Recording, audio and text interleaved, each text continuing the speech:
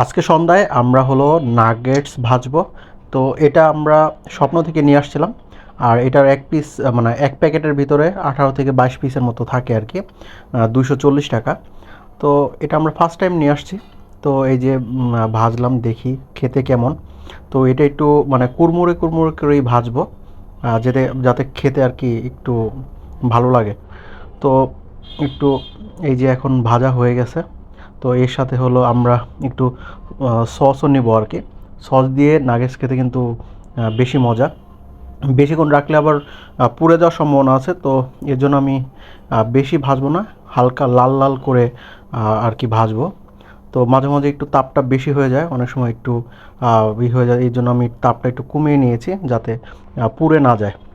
তো এরপর হলো ভাজা হয়ে গেছে, এই যে সস দিয়ে তারপরে এখন পরিবেশন করা হবে।